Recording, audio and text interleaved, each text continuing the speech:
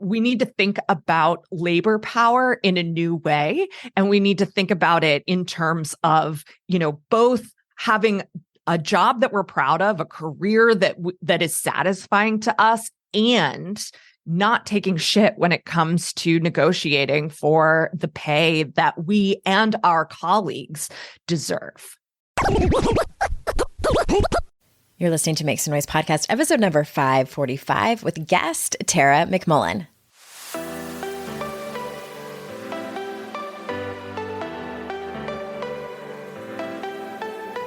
Welcome to Make Some Noise podcast, your guide for strategies, tools, and insight to empower yourself.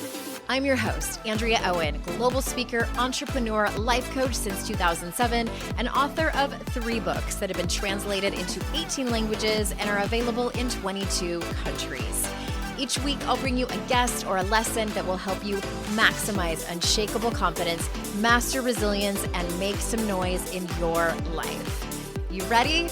Let's go.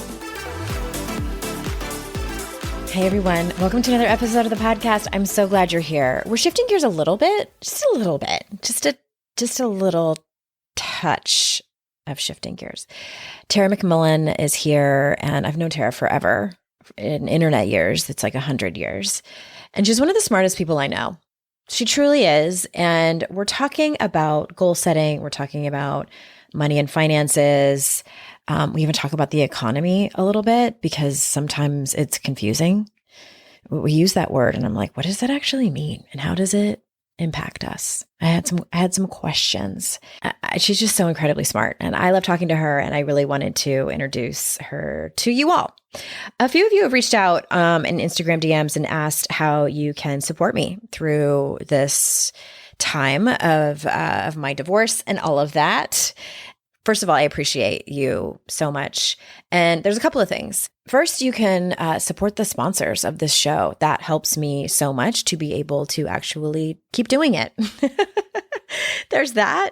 And then also leaving a review for any of my books or the podcast on any platform for the books, if it's Goodreads or Amazon, or probably the 2 biggest ones.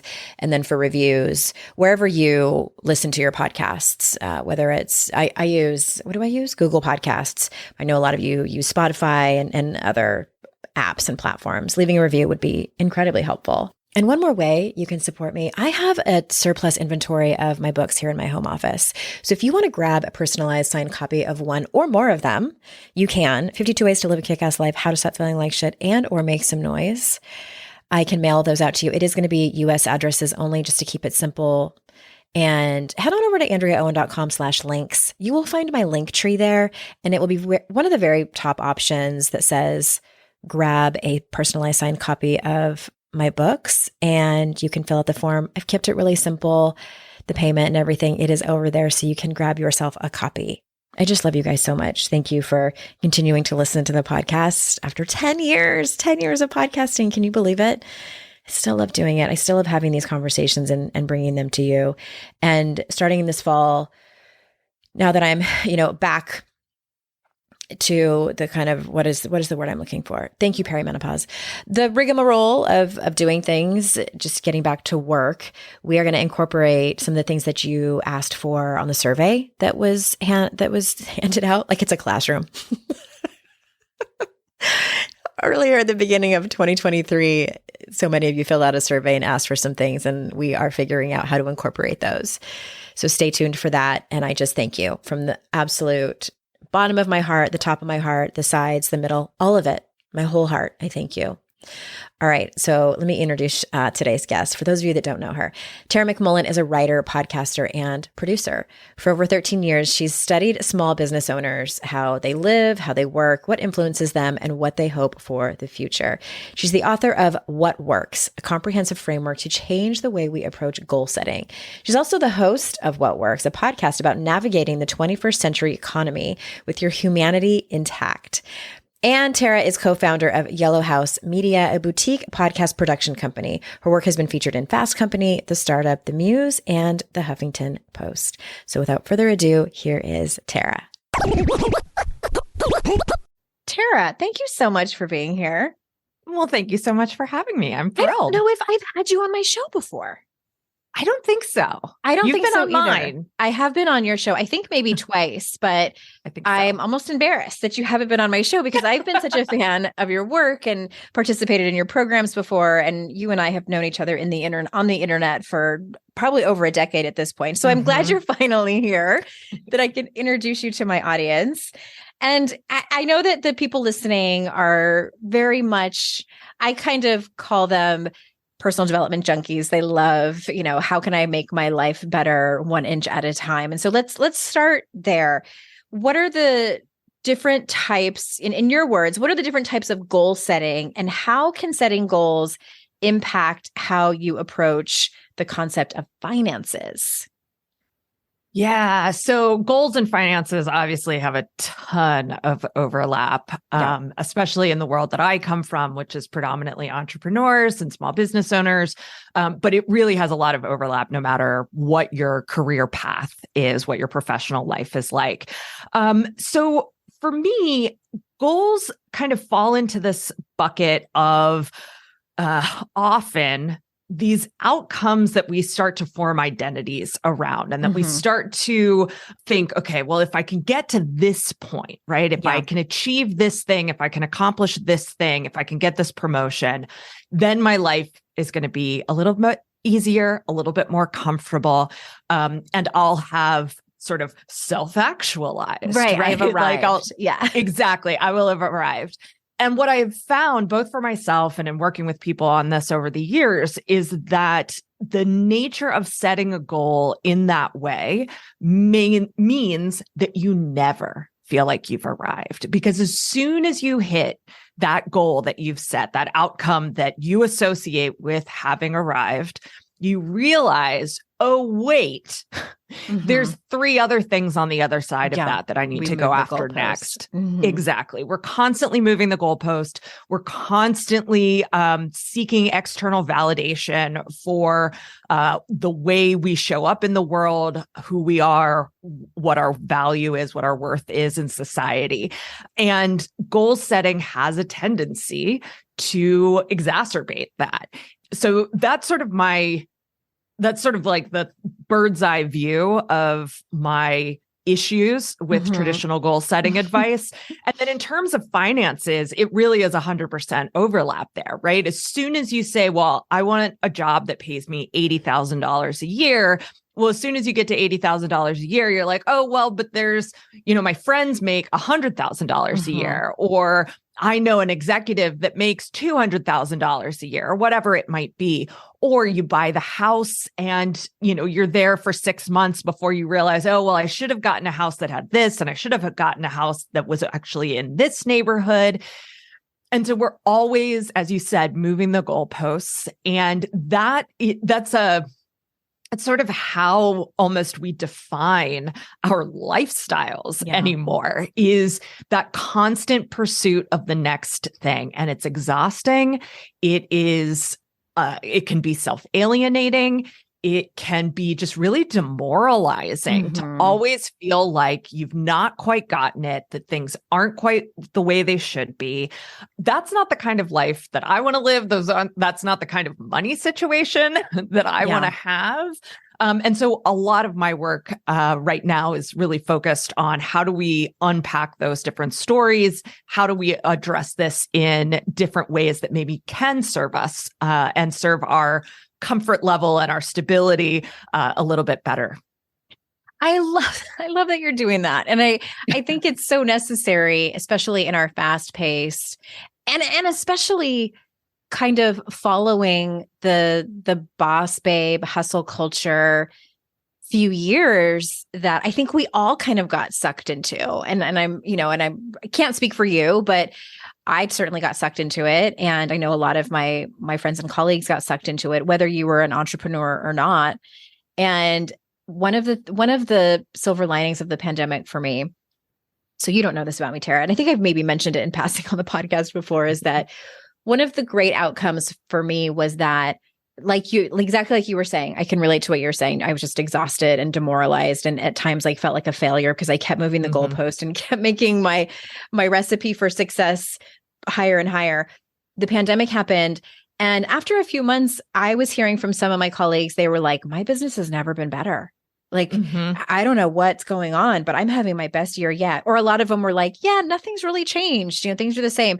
Meanwhile, over at the Owen house, like my mental health took a shit. And I was like, okay, I need to shut a bunch of things down. I need to just totally focus on my mental health. Like it was the worst it had been in a really long time. And at the end of the year, when I went to get my taxes done, I had the worst year ever financially. Oh my in terms God. of revenue. And every year previously, I had climbed, I had gotten, and I had made some big leaps over like the last handful of years. And the best thing that came of it is both my CPA and my financial advisor, who are both women, by the way, were like, Andrea, this is normal. Like all business owners face years where they have sometimes major setbacks, and sometimes it's like multiple years in a row. And sometimes it's like every 5 years, they'll just like have a really bad year. And I was like, get out. Really? Like, I was so thankful to hear that. And I think that, I don't know if not enough people are talking about that. Like there's just not a whole lot of people raising their hand going, you know what? I had a shit year. In terms of my revenue, or or even someone who had a huge problem with their house, and had to get a new roof and had to take out a loan or something for $40,000. Like I don't know about you, but I don't hear about those that often. No. And this has also been a soapbox of mine over the years to try to push back on that, because you're right. Like hockey stick growth over decades it's just not how it works. It's not how it happens. And it's a completely unrealistic expectation just from like a business model career kind of perspective, right? But there are all sorts of things that we do in our businesses, good and not so good, that result in, big contractions. One of the things that I've encouraged people to do, and something that I do for myself, is to make planned contractions. So if we can say, all right, I know that there are going to be years that aren't as good as, what my normal is or what my average is, when can I plan a contraction to take advantage of what is inevitably coming, to pivot, to try something new, to go into a different space creatively? I think that authors do this pretty instinctively because you need time away to write a book. But I think it's really valuable for anyone, even people who are not business owners, to think about like, okay, what if next year I just didn't put the pressure on myself to make more than I did the year before? Or what if I allowed myself a 25% contraction in revenue or income, or, whatever numbers you're looking at? And how might I use that space to get back into growth in a way that I enjoy, that I love, that I feel good about even more than I do right now? Yeah, I completely agree that people don't talk about it, and completely agree that we need to talk about it more, because that unrelenting growth or the expectation of unrelenting growth is unrealistic. And it's also at the root of so many things that are wrong in our financial system. Yes, that. And I think it's a recipe for burnout. I think, especially for women who tend to bear the brunt of household work or are the primary caregiver if they are a parent. And I'm thinking about people listening to this who, might be a little bit more obvious for someone who either is an entrepreneur or works in sales or on commission. Maybe they look at that as just pulling the pressure off of themselves to exceed their, their previous quarter or previous year's growth. But even people who do work 9 to 5s, like maybe it's not, maybe you don't go after the promotion.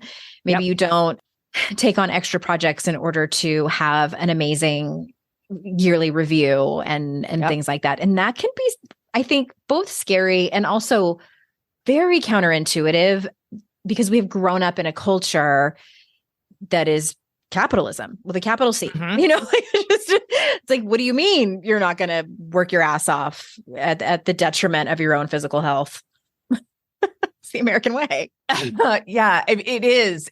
And not only is it capitalism with a capital C, like economically speaking, but it's also the cultural capitalism that really wrecks us in this area, because we don't just feel the pressure to earn more money or to produce more. We feel the pressure to work ourselves harder and harder year over year. And that is, as you said, it's a easy road to burnout. It is very demoralizing. It's often self-alienating, and it's just not a nice way to live. It's not. And it's been interesting the last couple of years. I have taken my foot off the gas for the last 2 years. Some people might laugh at that and they're like, Andrea, you literally wrote an entire book and like put a book out into the world. Like, what are you talking about? Because I did. I signed a contract at the beginning of 2020, wrote a book. It came out in the summer of 2021. And so that is a big deal. But to be honest, like, it was my third book.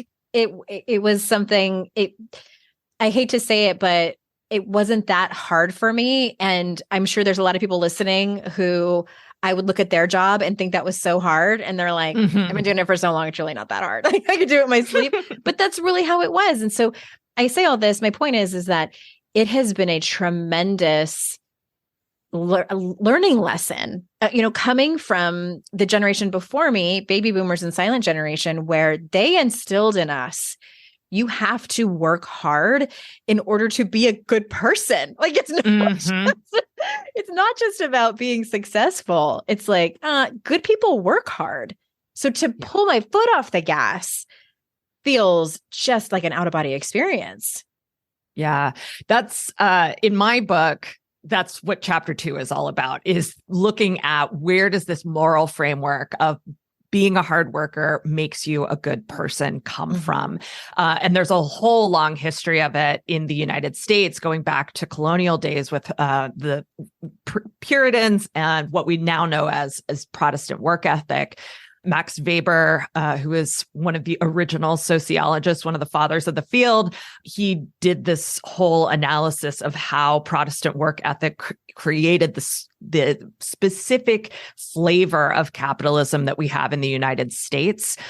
So we have that whole swing. We have rugged individualism with Herbert Hoover. We've got Reaganomics and Thatcherism and what's now known as neoliberalism, in terms of, it's your responsibility to be okay. It's nobody else's responsibility.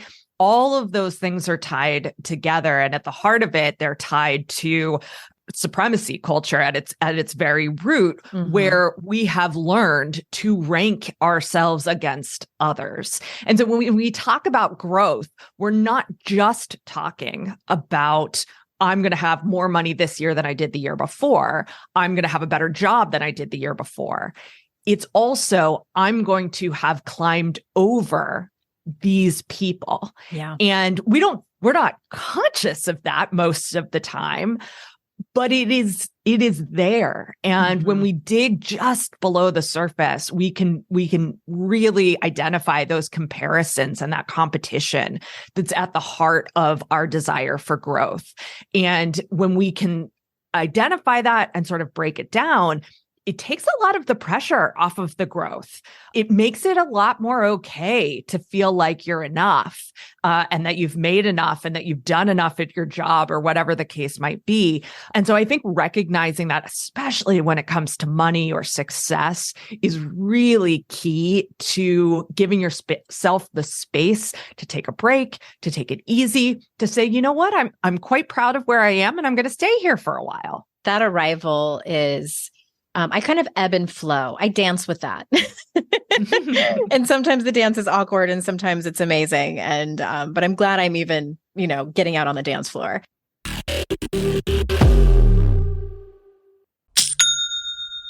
Shopify's already taken the cash register online, helping millions sell billions around the world. But did you know that Shopify can do the same thing at your retail store?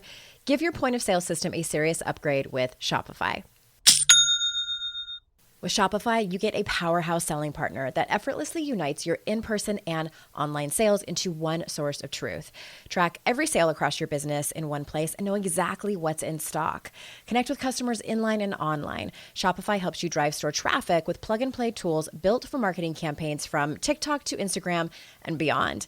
Get hardware that fits your business. Take payments by smartphone, transform your tablet into a point of sale system, or use Shopify's POS Go mobile device for a battle-tested solution. Sign up for a $1 per month trial period at shopify.com/noise, all lowercase. Go to shopify.com/noise to take your retail business to the next level today. Shopify.com/noise. Today's podcast is sponsored by MIDI Health.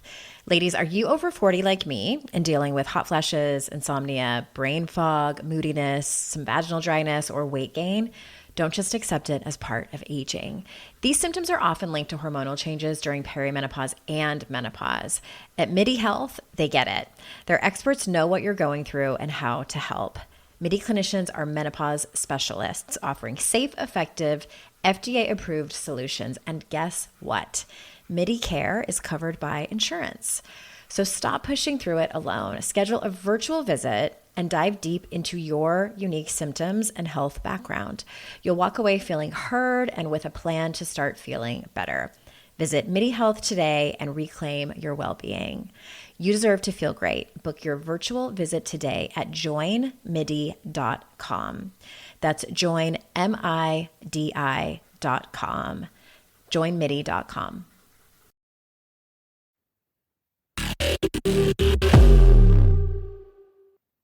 I would love to take like 3 giant steps back. And can you talk to us about what exactly, like, let's get down to brass tacks, like what exactly our economy is? Because I think it can be confusing to people who are not savvy when it comes to business and economic understanding. Can we just like start there? Like, what is our economy? That's a great question.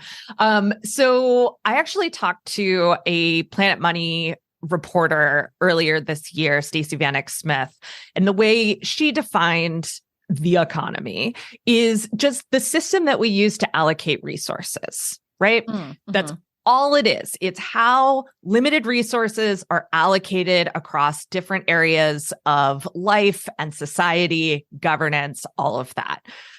Economics in that way is this really broad brushstroke, right? Mm-hmm. When we think of the economy, we think of things like the stock market, like the Federal Reserve, like taxes, and then, corporate profits and things like that. That's not really what the economy is. There are functions of the economy, but it's not the same thing. Kai Ryssdal on Marketplace is always saying the stock market is not the economy. And that's why we can have the stock market soaring. Meanwhile, consumer spending is down, people feel bad about, or they feel worried about what's going on in the economy. They're just not the same thing. Okay. But that's the stuff we hear about in like the mainstream news is the stock market and like corporate profits and, those types of things that are just, that I think are, I wouldn't say that they're necessarily interesting to everybody, but it's almost like they're buzzwords that like people understand, like, oh, I should pay attention to this. We've just been conditioned.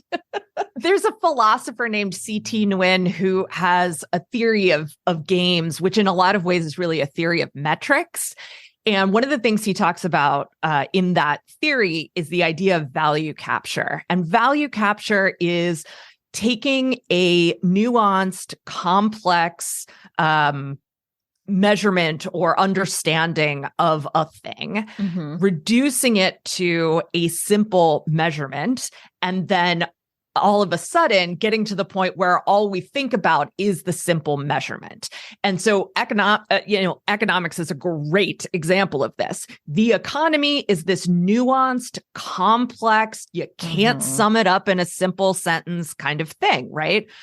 But we fixate on metrics as humans because we like things to be simpler, even though we know things are complex. So we look at the Dow Jones and say, that's the economy. Or we look at the NASDAQ and we say, that's the economy. Or we look at interest rates at the Federal Reserve and we say, that's the economy.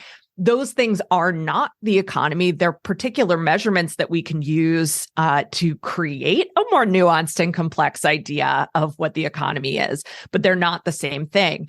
And then the problem really comes into play. And this happens both at the macroeconomic level and at the microeconomic level. So like personal finances is when we fixate on those individual numbers, we learn to play those individual numbers like a game. And so we definitely see this with the stock market. We see it with things like interest rates at the Federal Reserve, where the pressure around inflation is creating pressure to increase interest rates. But we rarely talk about the fact that when interest rates rise, unemployment rises, and that disproportionately affects people who are not white. And so that's all a very complex thing too. But we think, okay, well, if we could just adjust this number, then things will be better. No. That's not how that works. If we could just put this person in office, then things will be better. Exactly. Yeah, it's not how that works. Okay. I appreciate that little breakdown. And so can you talk to us about what is the passion paradigm and why that is something that's important to understand? Yes, I love talking about the passion paradigm. So the passion paradigm is a concept coined by a sociologist named Lindsay DePalma. What she identified was that, more and more people are talking about wanting to be passionate about their work, wanting to love their work. And she's building off some other like labor theorists and sociologists as well. But she did some on the ground, boots on the ground research of like, all right, how many people actually think it's more important to love your job, to feel passionate about your job than to say, get paid a fair wage? She surveyed engineers, graphic designers, and nurses. So 3 very different fields, but 3 fields where there is, at least to a degree, there's passion involved, right? People get into those fields because there's something about them that they really love. Yeah. And so what she found was startling. 88% of the people that she studied and responded to the survey believed that being passionate about your job was more important than being paid a good wage. Really? Yeah. And it gets worse too. Like that's the easiest number to wrap your head around. But an even higher percentage of those people believed that we should look for work that we're passionate about. And then an equally high percentage of people believed that anyone was capable of finding work that they were passionate about.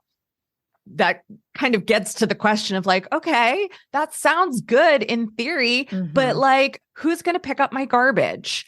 And who, right? There's all of these jobs that we kind of forget about when we're on our soapbox about being passionate about work.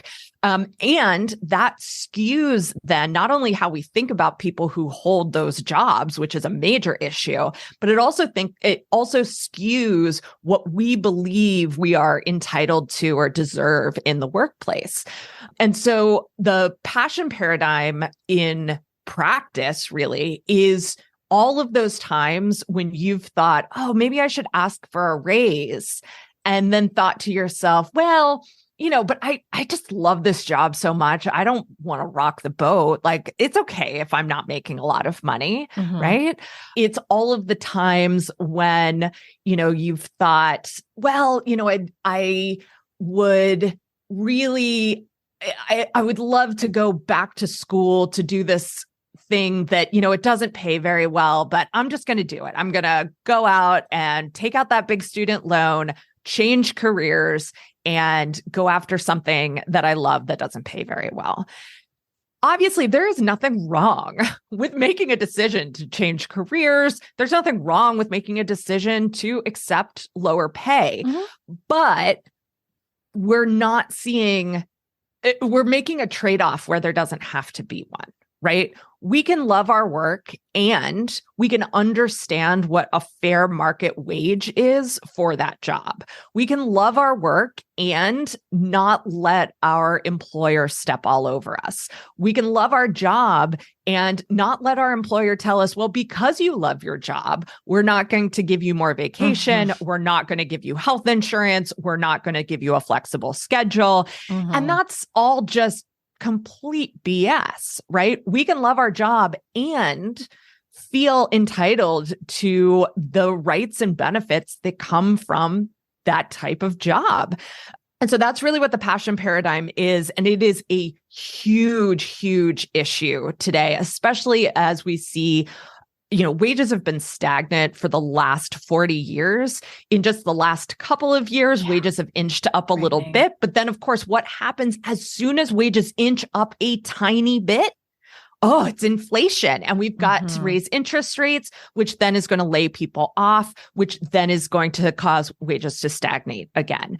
So this is something where we need to think about labor power in a new way. And we need to think about it in terms of, both having a job that we're proud of, a career that is satisfying to us, and not taking shit when it comes to negotiating for the pay that we and our colleagues deserve. Oh my gosh, that's fascinating. I love hearing about like studies and that I have no idea are even existing. And yeah, of course I have so many questions about that particular field. And because I don't know. I mean, I guess that the stats would look different if she would have surveyed a different group of people, like in a different career, people who are in, dishwashers at restaurants, or, fast food workers and maids at hotels. Like, I don't know, maybe it would have been the same, but my hunch that it would have been different. Yeah. I mean, I would love to see that survey as well. I think that we could say that perhaps a much smaller percentage of them would say that they love the job that they currently have. But my guess is that a similar percentage of people would believe that it's better to love your job than to be paid well. Yeah. And that anyone can find a job that they love. Yeah. I'm betting that those are very similar. I'm also betting that if you were to survey people in those fields, that there might be a significant portion of folks who feel bad about not having a job that they love. And that's also a big problem in our economy. It is a big problem. I'm curious and this is not on my list of questions that I was going to ask you, but I'm curious where you think we are going as a country in terms of corporate America and really any industry that relies on someone at the top, creating a paycheck for a lot of people. I think especially I think our kids are kind of the same age. I have younger Gen Z. I'm sitting back watching, like, because this generation, I feel like, is kind of like, what is that Twisted Sister song? Like, we're not going to take it. It's like, it's like their theme song. And I don't know what's going to happen. What do you think is going to happen, if anything? Oh God. Yeah. I don't know what's going to happen either. Oh man. It's like, okay, how long do you have? Right. Try to sum it up. So I think that we are definitely seeing a larger and larger percentage of people being able to agree that the current system does not work. Right. We don't all, in citing those statistics, though, we have to recognize that not everyone agrees that the system doesn't work in the same way. And so I think before we can have any kind of serious reckoning with our employment system, with the economic system as a whole, we need to find a way to get back to a more shared set of values.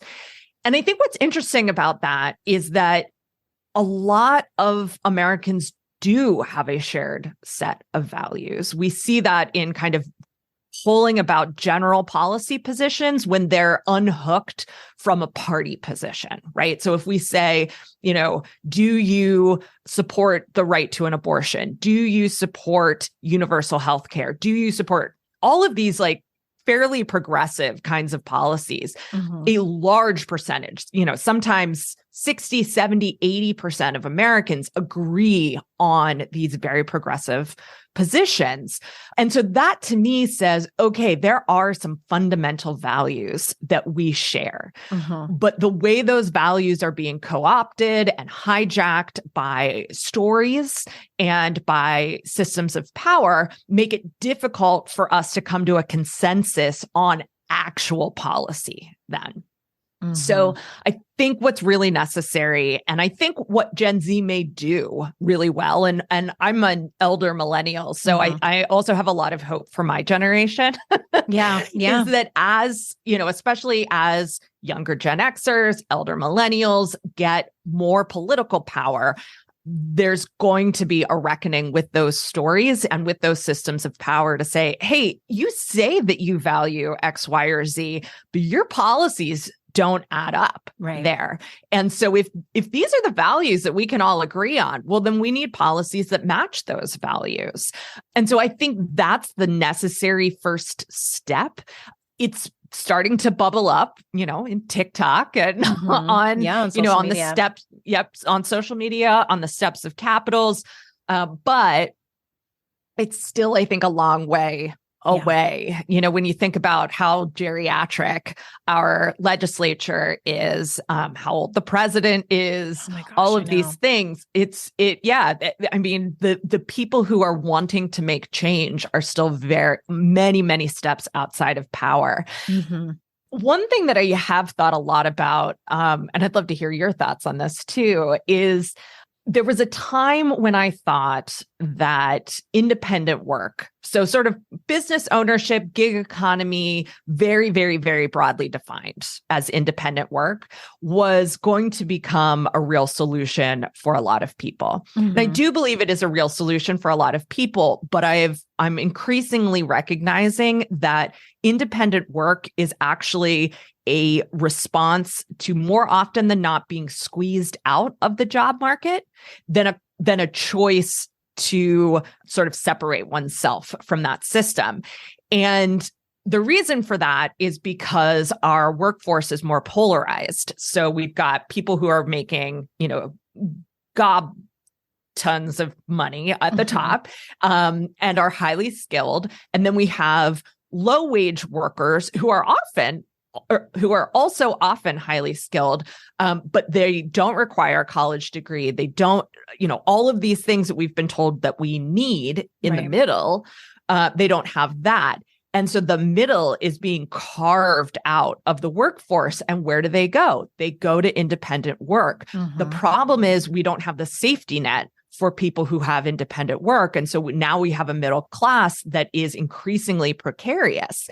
That part, I feel like, is also sort of a first step of recognizing, hey, the way our employment system works now is not working for this huge percentage of people who don't have access to workman's comp, don't have access to unemployment insurance, largely don't have affordable access to healthcare. That's a big problem, especially when these people could be contributing so much more to society than they're currently able because of the way things are. So that's another thing that I think about is like, how can we maintain some level of independence and find ways to mutually support each other in kind of new and innovative systems? Or how can we find ways to work together within what we think of more as the traditional work sphere, but without, the yuckiness that many of us have experienced there? I have have definitely been in that place where my paycheck ran out before the next one got here. Life doesn't happen bi-weekly, so why should payday? The money you earn can be in your hands today with Earnin. Earnin is an app that gives you access to your pay as you work, up to $100 per day or up to $750 per pay period. Just download the Earnin app and verify your paycheck. Then access up to $100 a day as you work and leave an optional tip. Any money you access plus tips are automatically repaid from your next paycheck. You can use Earnin to pay for a girls' night out, a last-minute gift for a loved one, or even summer camp for the kids. Make Earnin a part of your financial routine and join Earnin's over 3.5 million customers who say things like, when I think about Earnin, I think about financial stability, security. It gives me a lot of peace of mind. Download Earnin today, spelled EARNIN in the Google Play or Apple App Store. When you download the Earnin app, type in noise under podcast when you sign up. It really, really helps the show. Noise under podcast. Subject to your available earnings, location, daily max, and pay period max. See earnin.com/TOS for details. Earnin is a financial technology company, not a bank. Bank products are issued by Evolve Bank and Trust, member FDIC.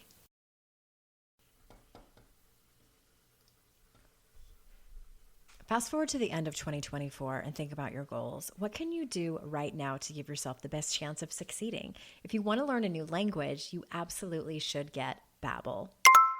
Don't pay hundreds of dollars for private tutors or waste hours on apps that don't really help you speak the language. Babbel's quick 10-minute lessons are handcrafted by over 200 language experts to help you start speaking a new language in as little as 3 weeks. Babbel's designed by real people for real conversations. Studies from Yale, Michigan State University, and others continue to prove Babbel is better. One study found that using Babbel for 15 hours is equivalent to a full semester at college. Now it's so easy to speak simple conversation phrases with the guy that takes care of my lawn without having to consult language apps. Here's a special limited time deal for our listeners. Right now, get up to 60% off your Babbel subscription, but only for our listeners at babbel.com/noise. Get up to 60% off at babbel.com/noise, spelled BABBEL.com/noise. Rules and restrictions may apply.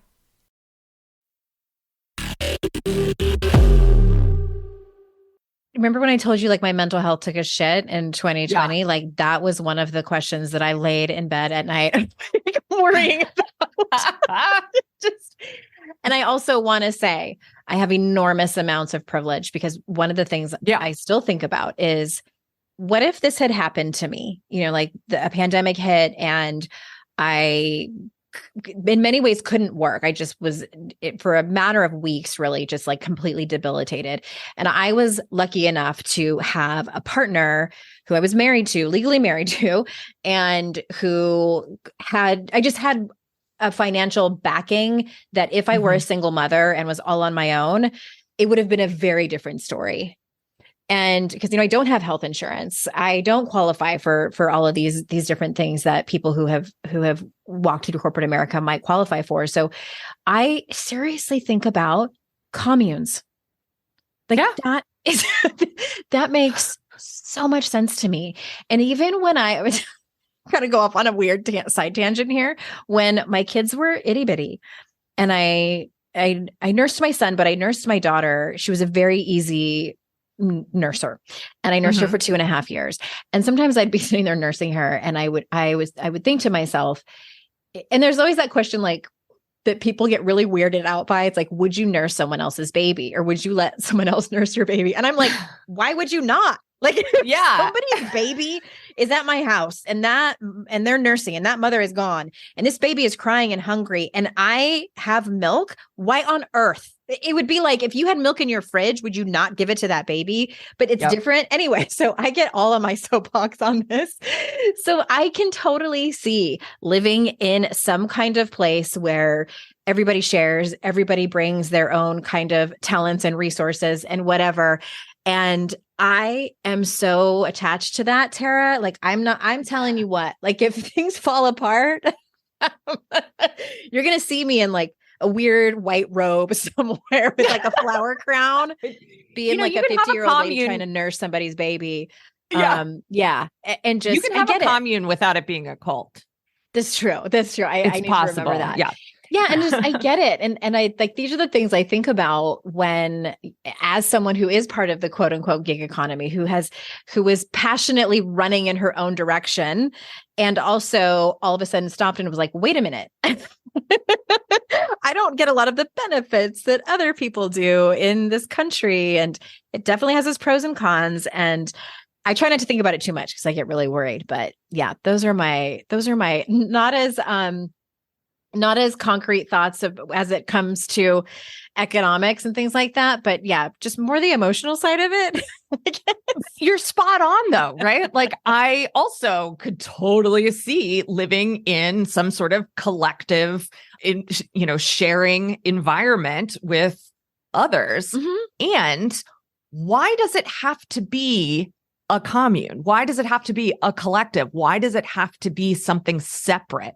Because when we think commune, we think separate from the rest of the economy. Mm-hmm. Why can't we bring the same values that shape those dreams of having mutual support, mutual aid for our neighbors into the way that we govern and into the economic policies that we have, right? We have long studies on universal basic income now. We know it works. We know it's good for people.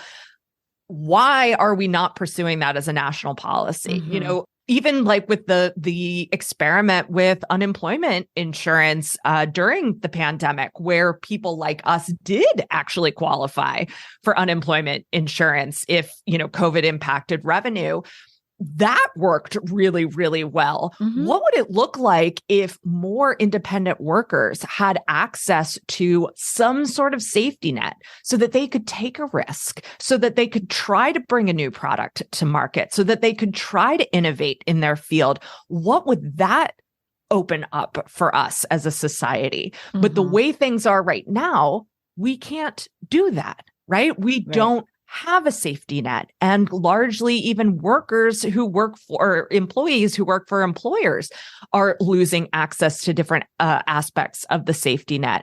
So yeah, I mean, I'm all for that kind of collective living style. My question is, why does it need to be separate? Why does it need to be exceptional? Can't we bring this into the way we think about our economic system as a whole, the way many other countries do? Yeah, I'm both. I have some trepidation and excitement to see the next couple of decades unfold and see what happens. And thank you so much. I cannot believe how much time passed so quickly. This is such an interesting conversation. You're just always so brilliant and bring such great thoughts to my audience. And I appreciate you so much. Is there anything that you wanted to circle back to make sure that you said before we close up? I really appreciate the opportunity to talk about the economy because my husband is tired of hearing about it.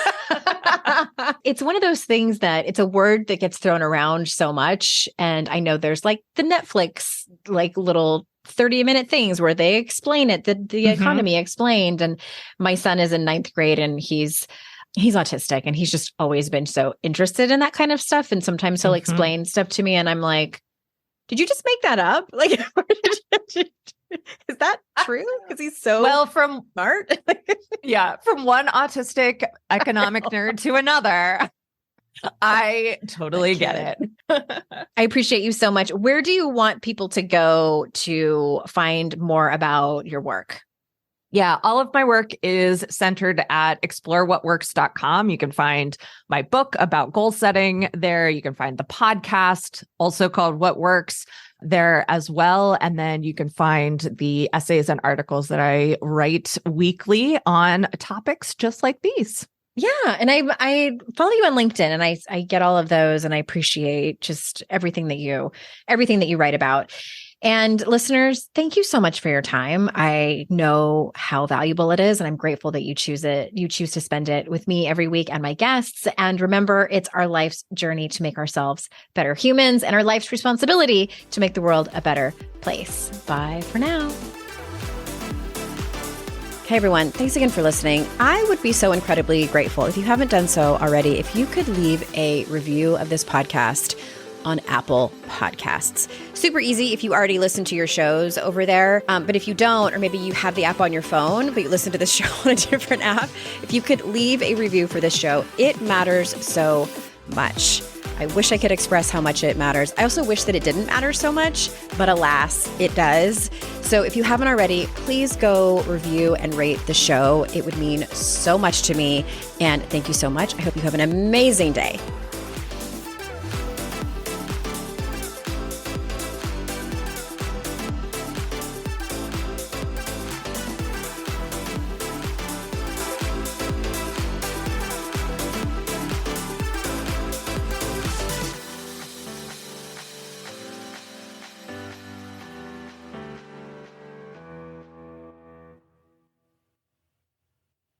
I'd like to introduce you to the Minimalist Moms podcast.